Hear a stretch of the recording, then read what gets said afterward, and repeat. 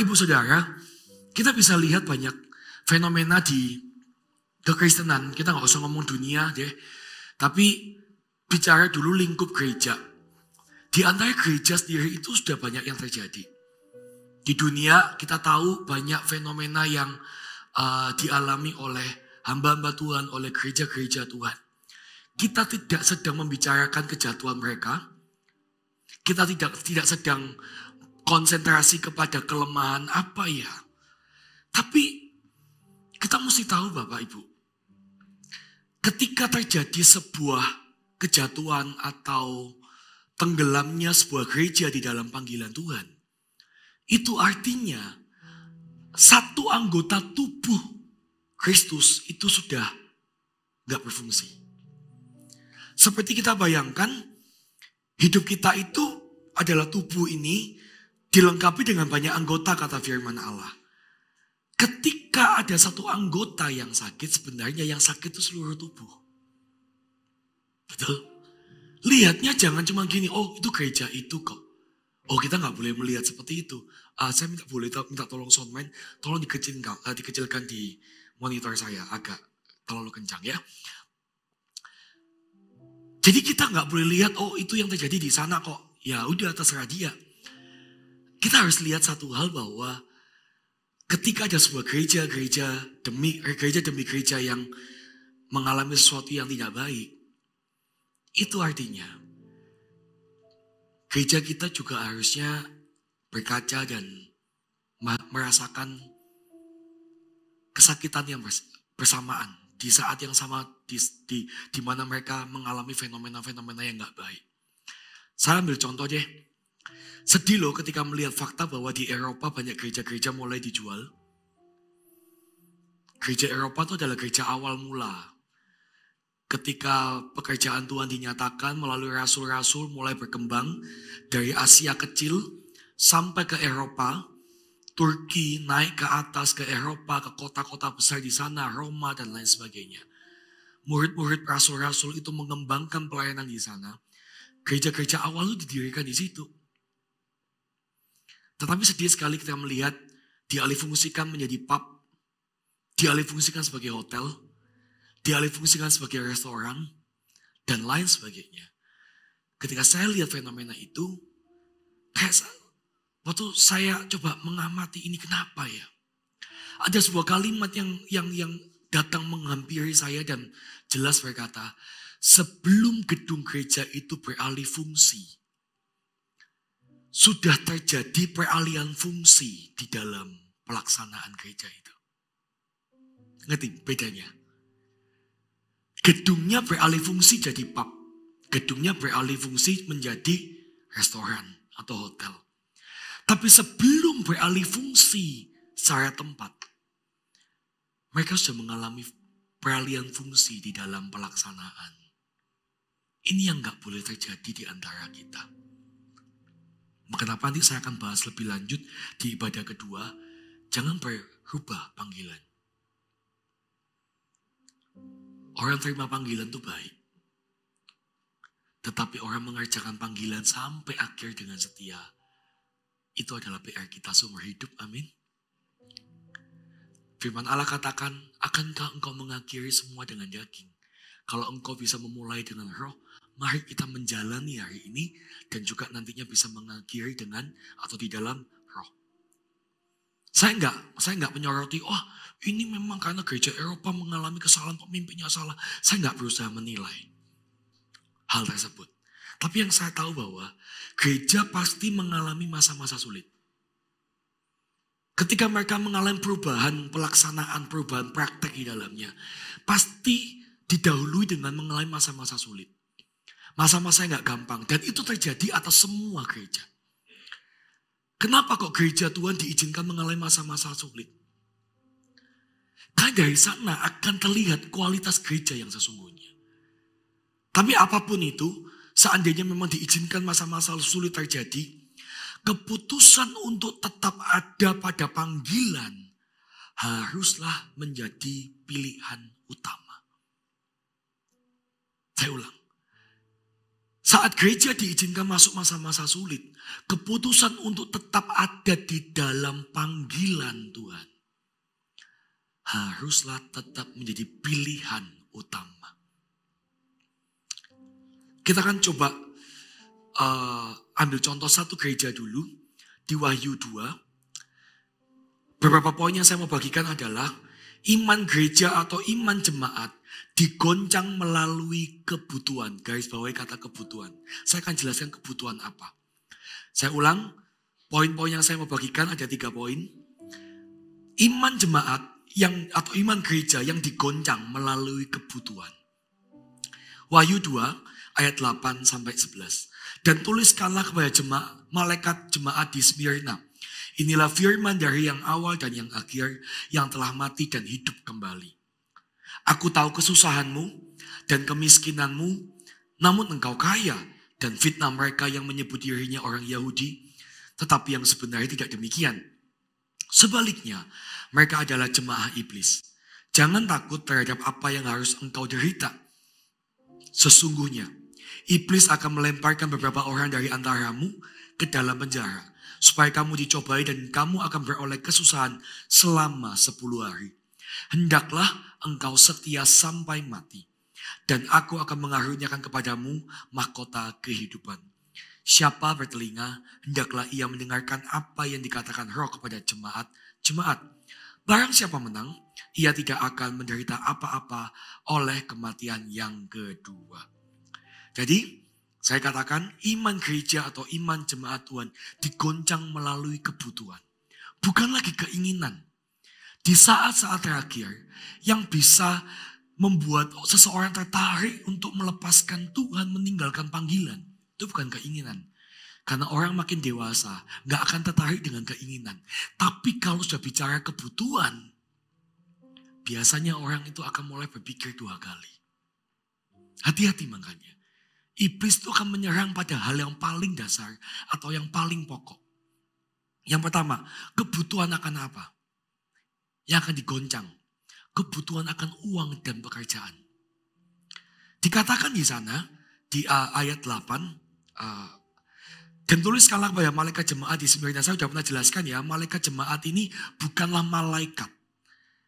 Tetapi sebuah kalimat yang dipakai, kiasan yang dipakai untuk menggambarkan pemimpin-pemimpin gereja di Smyrna.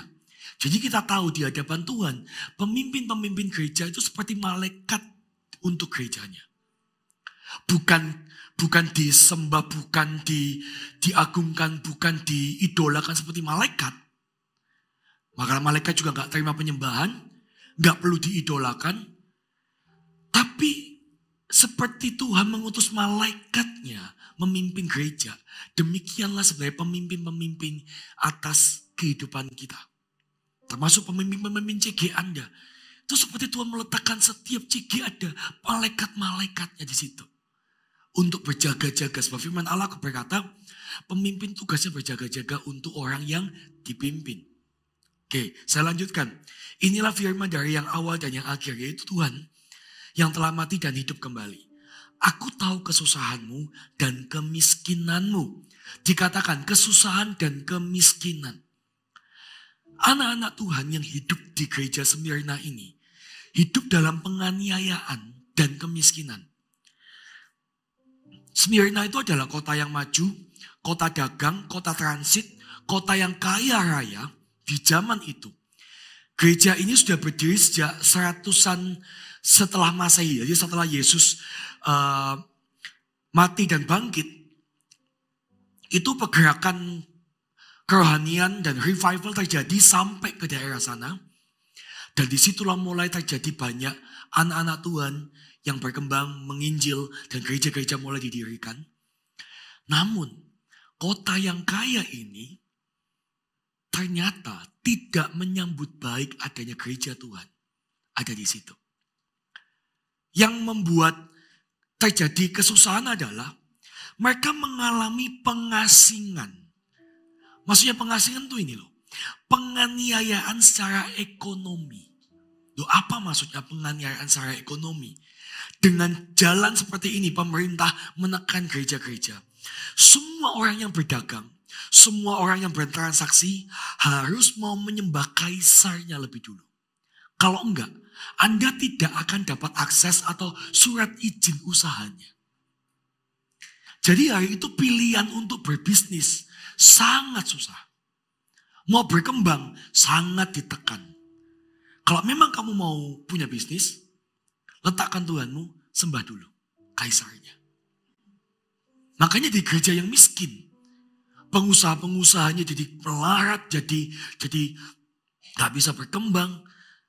Ada barang-barang dagangannya yang diboikot, sehingga tidak bisa beli ini, beli itu. Anda kalau baca ini kok mirip ya dengan yang dibagikan di akhir zaman. Bahwa di akhir zaman akan juga mengalami hal yang demikian. Anda gak akan bisa bertransaksi, Anda gak akan bisa berjual beli, Anda gak akan bisa makan atau beli sesuatu kalau Anda gak memakai tanda dari yang jahat. Mirip ya. Ini terjadi di abad awal loh. Tahun-tahun awal setelah Masehi. Kok sama yang digambarkan dengan akhir zaman ketika antikris akan memerintah? Kok mirip Pak? Antara yang dulu sekali dengan yang akan nanti terjadi.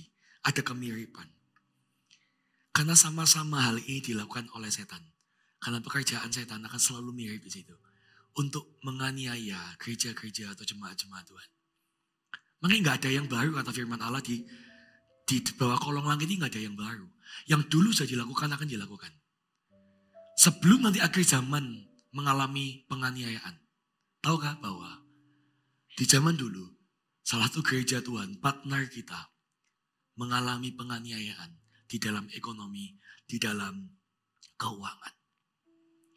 Akhirnya beberapa orang Yahudi mulai melepaskan Tuhan. Demi makan Pak.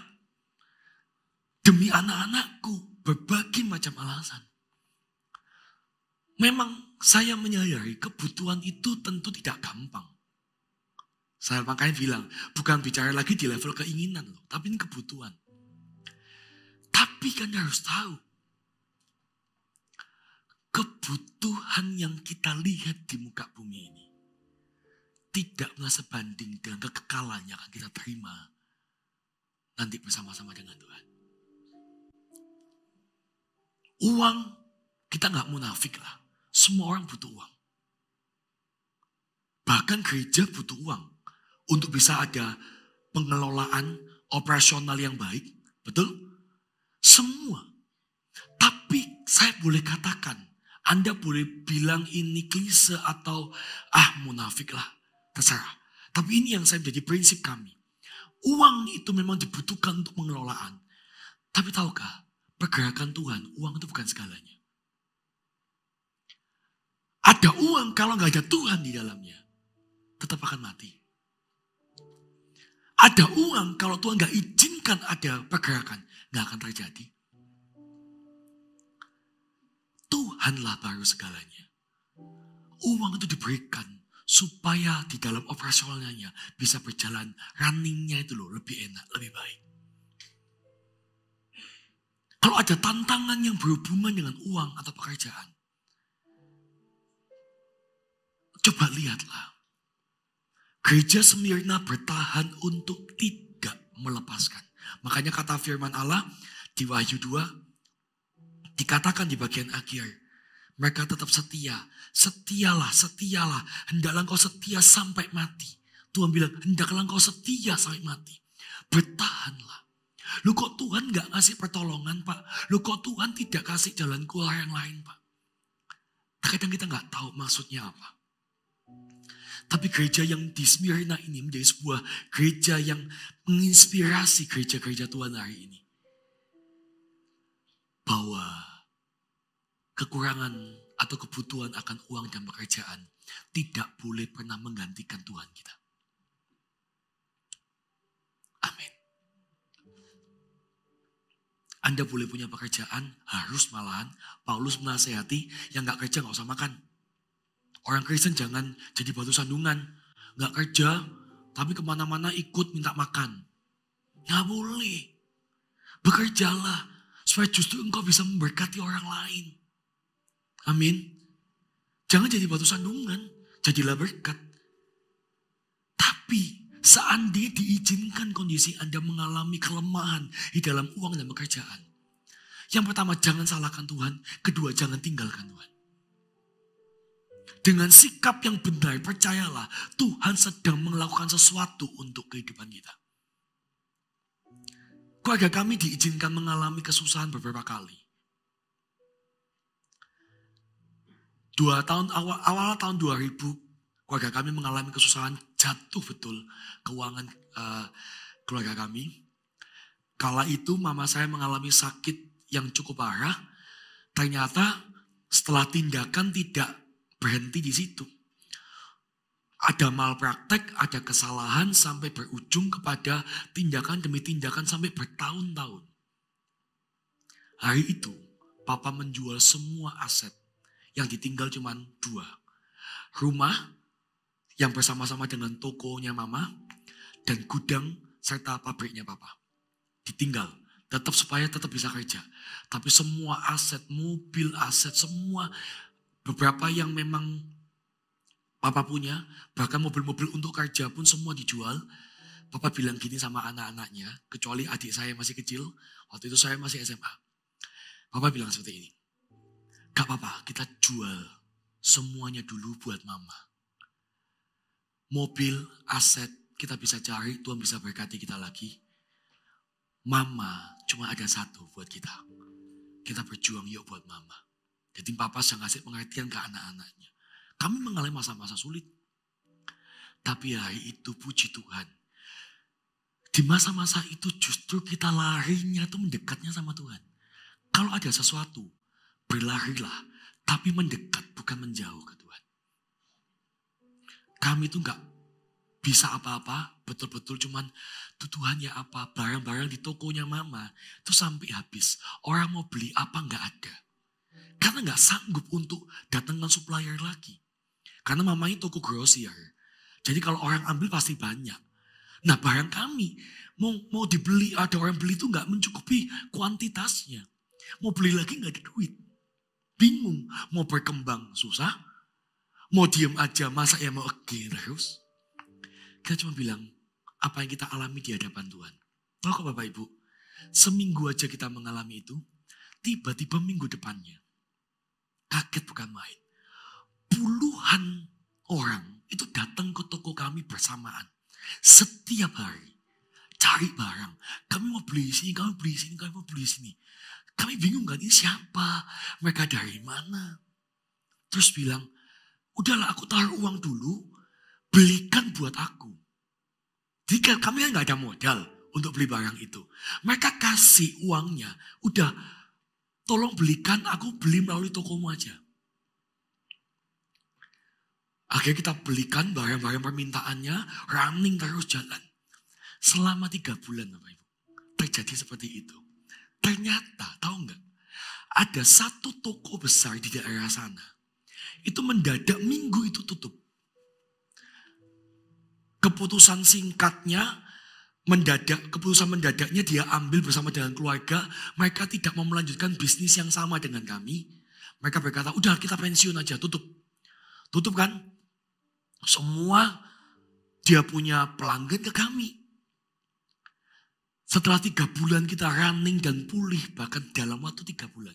Pulihnya itu melebihi apa yang pertama kita alami. Tahu gak setelah 3 bulan kita pulih? Orang itu buka lagi loh. Terus bilang gini, kenapa kita tutup ya? Udah kita buka lagi aja. Saya mikir, kok aneh ya cara kerja Tuhan. Tapi setelah dia buka, tidak ada yang kembali ke dia loh. Saya gak bilang bahwa kita ini jahat sama orang. Tuhan tuh bisa memindahkan berkat-berkat atau harta orang fasik loh. Karena itu berkat Tuhan peruntukkan untuk anak-anaknya. Karena orang ini sebenarnya dari dulu sudah dengki sama keluarga kami. Bahkan pegawai-pegawai terbaiknya, staf-staf terbaiknya, udah pindah semua ke tempat mama. Setelah 3 bulan tuh dia buka lagi, mama bilang sama orang-orang ini, mama dengan besar hati bilang, kamu kembali aja ke sana enggak apa-apa. bosmu udah buka toko lagi. Kamu orang lamanya dia, kamu orang kepercayaan dia. Kembalilah ke sana. Dia minta izin, bilang gini, Bu boleh enggak? Saya mau tetap di sini aja. Loh apa alasanmu? Saya mungkin di sana sudah puluhan tahun. Saya di sini baru 3 bulan. Tapi 3 bulannya di sini saya merasa jauh lebih baik daripada puluhan tahun saya di sana. Izinkan saya bekerja di sini. Wow. Tuhan itu bisa bekerja loh.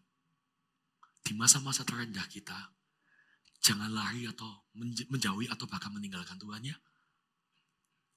Uang dan pekerjaan saya tahu itu butuh.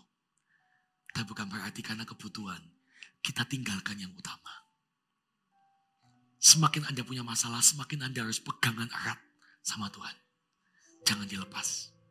Ya, semakin anginnya kencang, logikanya kita harus pegangan makin kuat. Bukan melepaskan pegangan. Amin. Yang kedua, kebutuhan akan apa yang sedang digoncang biasanya untuk orang itu bisa berpikir ulang.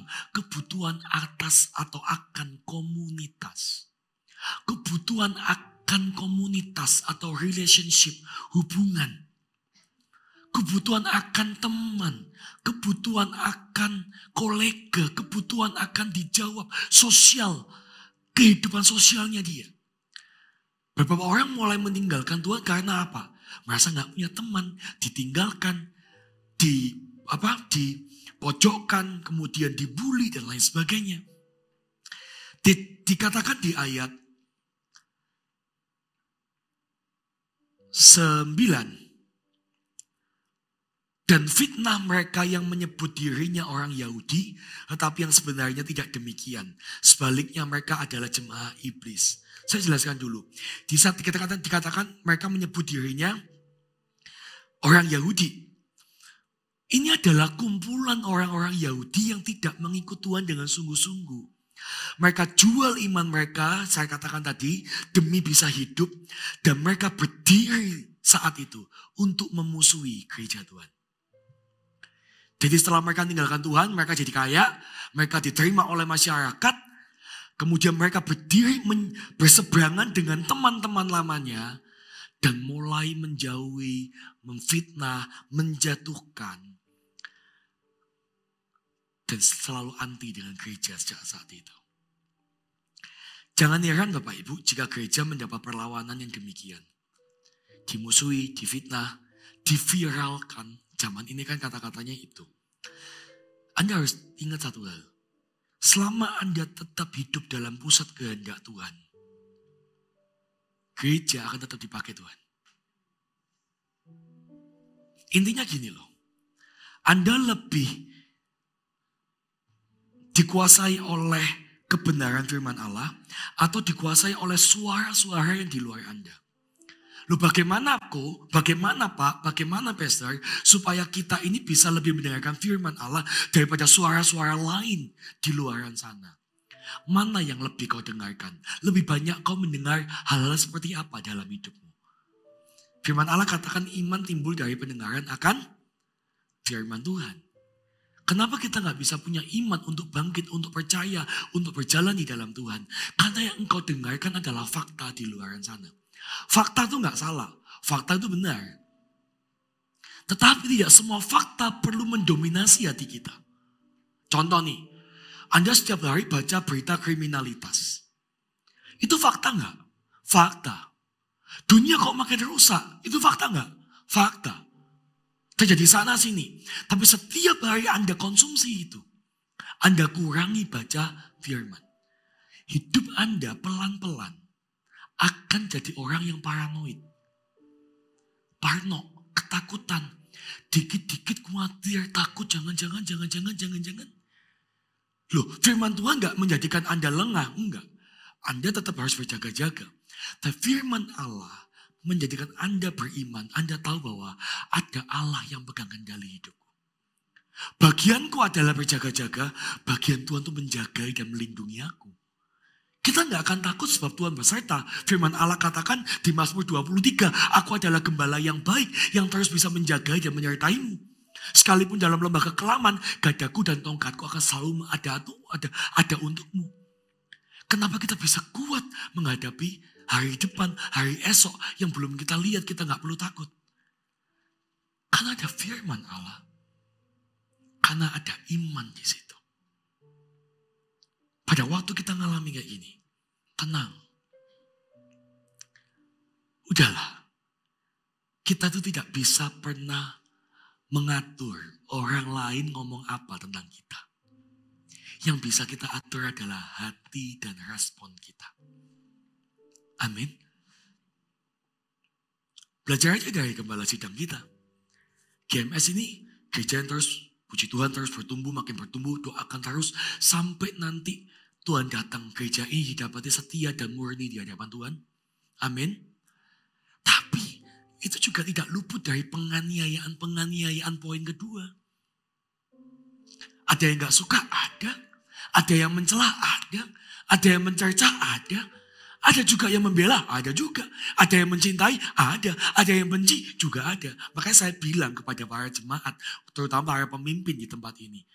Kalau Anda memimpin, Anda diangkat, Anda dipercayai, atau jadi orang Kristen yang mulai berdampak, menjadi pengaruh di tempat kerja, di keluarga. Kalau Anda pengen diterima, Anda suka diterima, Anda juga harus bisa menyiapkan diri Anda untuk siap ditolak, untuk siap dibenci, untuk siap gak disukai. Karena itu faktanya. Jangan cuman ready, jangan cuman siap untuk dicinta. Anda shock, Anda stres, Anda terpuruk ketika ditolak. No. Dunia itu selalu ada black and white. Akan ada yang setuju, ada yang tidak. Ada yang pro dan kontra. Siapkan hatimu bahwa tidak semua orang bisa setuju sama Anda. But it's okay. It's okay-nya ini yang harus hati-hati. It's okay. Biarkan orang ngomong apa. Kalau konteksnya Anda hidup salah, Anda dikasih tahu Anda, it's okay aku hidup kayak gini. Itu salah. Konteksnya adalah selama Anda hidup di dalam pusat kehendak Tuhan. Orang mau ngomong apa, gak apa-apa. Kasihi.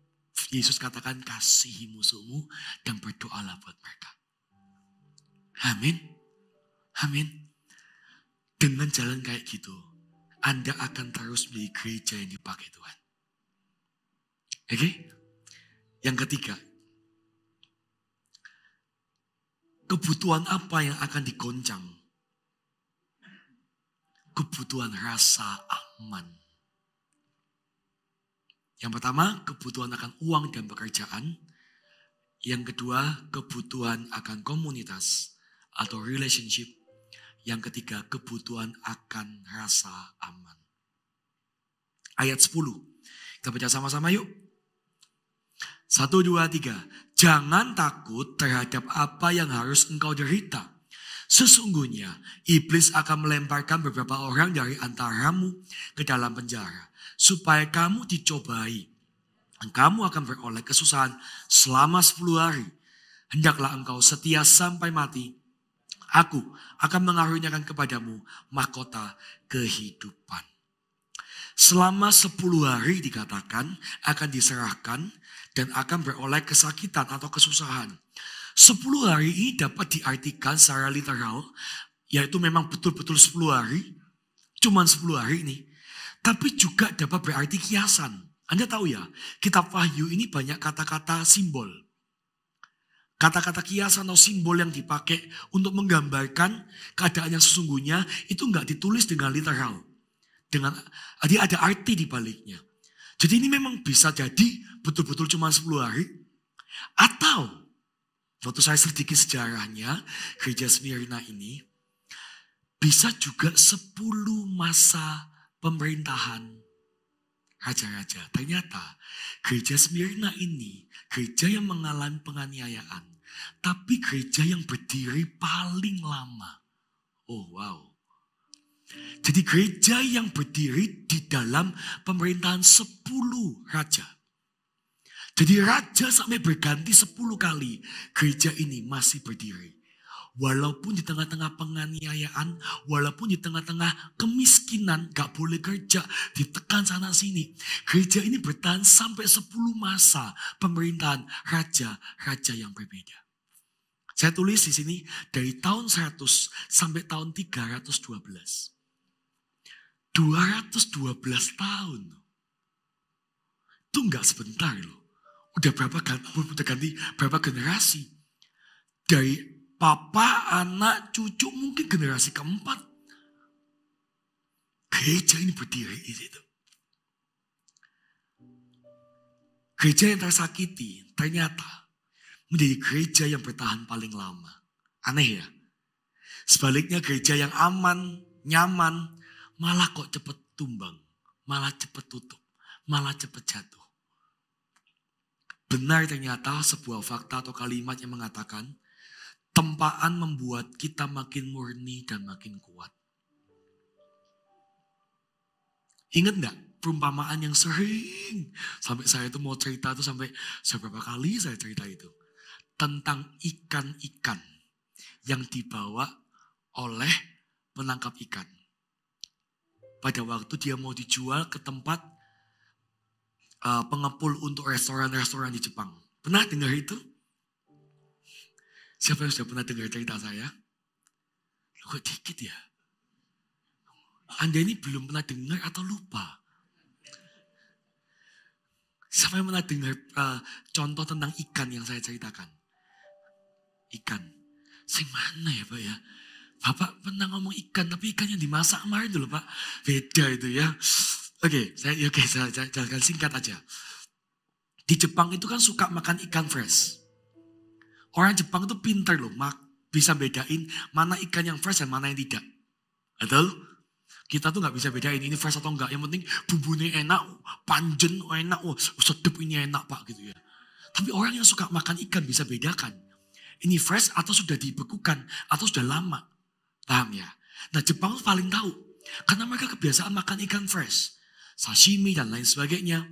Mereka tuh bisa membedakan. Nah, karena kebutuhan akan ikan mentah yang fresh itu tinggi, muncullah sebuah ide harus bisa membawa ikan dari tengah laut ke daratan itu, ke restoran itu dalam kondisi yang fresh. Secepat-cepatnya setelah dia mati harus segera disajikan. Tidak boleh lama-lama. Nah, muncullah sebuah ide jasa penangkapan ikan dan membawa itu kepada restoran-restoran atau pengepul-pengepul ikan. Oke, diciptakanlah sebuah usaha dengan teknologi yang dia ciptakan untuk membawa ikan-ikan itu. Nah, kemudian hari pertama launching perusahaan itu dibawalah ikan-ikan tersebut. Ditangkap, dibawa dan kemudian dijual. Ketika mau sampai dan dibuka tempat penyimpanan ikan fresh tadi, ikan hidup tadi itu. Dia kaget bukan main, 80% ikan yang ditangkap mati. Baru launching udah rugi besar. Karena 80%-nya mati. Bingung. Kondisinya semua diciptakan, iklimnya dibuat sama persis kayak ekosistem terjadi yang di laut. Kehidupan ikan itu dibuatlah satu kolam besar di kapal itu. Yang mirip dengan kehidupan di laut. Kok bisa mati? Di tengah-tengah dia rugi, dia stres, dia bingung. Masa gak bisa sih? Masa gak bisa ada usaha ini? Dia mikir. Di tengah-tengah dia duduk itu muncullah hikmat. Loh, kalau ekosistem, kalau bicara tentang kehidupan di laut. Air sudah, pH sudah, semua sama persis. Kok aku nggak mikir ya? Hidup di sana kan nggak mungkin nyaman-nyaman aja. Hidup di sana kan pasti ada perlawanan. Ada ikan besar yang selalu makan ikan kecil. Ada ikan yang lebih besar lagi yang memakan ikan sedang. Betul nggak? Itulah kehidupan yang terjadi. Jadi ada perburuan juga di laut. Dia lupa satu hal ini. Aku lupa memberikan ikan predator di kolam itu. Supaya betul-betul mirip. Dia nggak yakin ini berhasil sih. Dia juga mikir. Teman-temannya di tim itu bilang. Nanti kalau kamu bawa ikan predator sama aja mati. Semua mati. Kalau dulu mati di dalam perjalanan. Ini mati dimakan ikan predator. Gimana dong? Yaudahlah daripada kita nggak ngapa-ngapain. Mencoba lebih baik daripada kita do nothing. Betul? Daripada kita nggak ngapa-ngapain.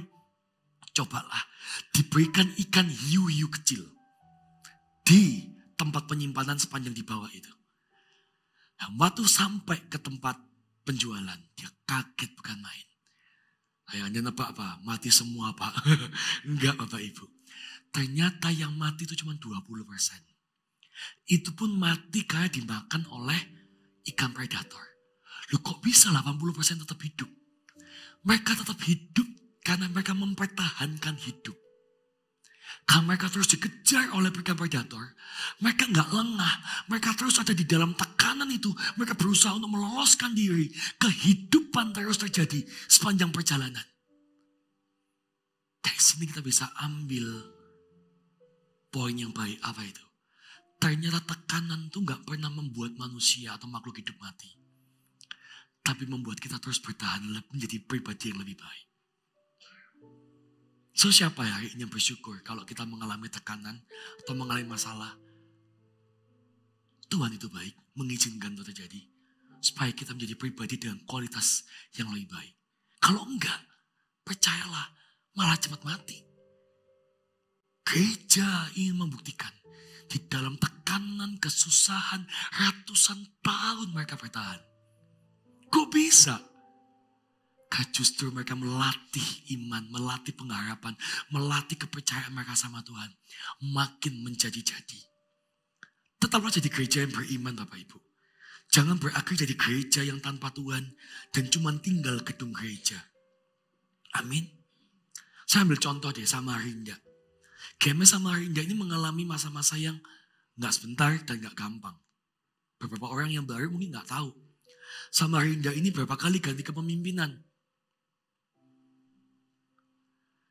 Hal yang gak enak tentunya. Karena satu dan dua hal. Ada pemimpin yang sakit juga harus terpaksa pindah dan lain sebagainya. Gak gampang. Ditinggal kepemimpinan itu gak langsung diganti. Pernah masa-masa vakum 1 tahun itu. Gembala beberapa kali aja datang berkala. Anda lihat khotbahnya melalui tayangan rekaman video. Jemaat di sini bertahan loh. Berapa kali sebelum saya datang di Samarinda dan setelah saya datang di Samarinda pernah ngalami gedungnya tanpa listrik. Tapi ibadah harus tetap jalan. Gak ada tuh yang beranjak pulang. Kipas-kipas wajar lah, panas kok. Ya kan? Pelayan Tuhan udah panik, gimana ini jemaat semua pulang? Kaget loh, justru pelayan Tuhan yang dikuatkan melihat umatnya. Umatnya tidak ada yang beranjak keluar. Apalagi gedung yang gak memadai. Kalau Anda selalu lihat fasilitas dan gedung, kondisi gedung ini. Gak ada orang yang mau ke gereja ini. Justru di dalam kondisi-kondisi yang gak gampang, kondisi-kondisi yang susah. Iman Anda itu makin bertumbuh. Sadar gak? Beberapa hal di dalam hidup Anda itu mulai mengalami eskalasi atau pertambahan. Nilainya lebih baik, kedewasannya lebih bagus. Karakter Anda dibentuk. Karena hal yang gak mudah. Amin. Jadi tetaplah jadi gereja yang beriman. Itu yang pertama. Yang kedua yang terakhir, sedikit saja. Juga jadilah gereja yang setia. Ya kan judulnya gereja yang beriman dan setia. Ibrani 10 ayat 35. Ibrani pasal yang ke-10 ayat yang ke-35. Sebab itu janganlah kamu melepaskan kepercayaanmu karena besar upah yang menantinya. Sebab kamu memerlukan ketekunan supaya sesudah kamu melakukan kehendak Allah, kamu memperoleh apa yang dijanjikan itu. Sebab sedikit, bahkan sangat sedikit waktu lagi, dan Ia yang akan datang sudah akan ada, tanpa menangguhkan kedatangannya. Tetapi orangku yang benar akan hidup oleh iman. Dan apabila ia mengundurkan diri, maka aku tidak berkenan kepadanya. Tetapi kita bukanlah orang-orang yang mengundurkan diri dan binasa, tetapi orang-orang yang percaya dan yang beroleh hidup. Bapak Ibu, di gereja yang beriman bukan berarti gereja yang tanpa masalah. Justru dalam kondisi yang gak gampang, yang gak bisa kita atasi dengan kekuatan kita. Kesetiaan kita membuat iman kita terus bertumbuh. Saya ulang lagi kalimat ini. Kesetiaan kita membuat iman kita terus bertumbuh. Karena di dalam kesetiaan pasti ada buah-buah yang akan Anda tuai. Amin. Ayo tetap ikut Tuhan yuk apapun tantangannya. Yang kedua, di dalam jadi gereja yang setia, tetaplah jadi gereja yang berfungsi seperti seharusnya. Poin saya yang terakhir adalah tetaplah jadi gereja yang berfungsi seperti seharusnya. Ingat gak Matius 28 ayat 20? Kalimat terakhir sendiri, paling terakhir sendiri Tuhan ngomong apa di sana? Coba kita buka ya. Gak usah full tapi yang bagian terakhir saja. Matius 28 ayat 20. Tuhan bilang apa? Tuhan Yesus bilang apa? Dan ketahuilah apa? Aku menyertai kamu. Garis bawah kata senantiasa sampai kepada akhir zaman. Dia menyertai kita sampai akhir. Dari sisi Tuhan sudah menyatakan akan senantiasa menyertai kita. Dari sisi kita, percayalah dan setialah. Percayalah bahwa Allah tetap menyertai. Gereja Tuhan yang di awal mengalami penyertaan Tuhan. Gereja Tuhan hari ini tetap mengalami penyertaan Tuhan.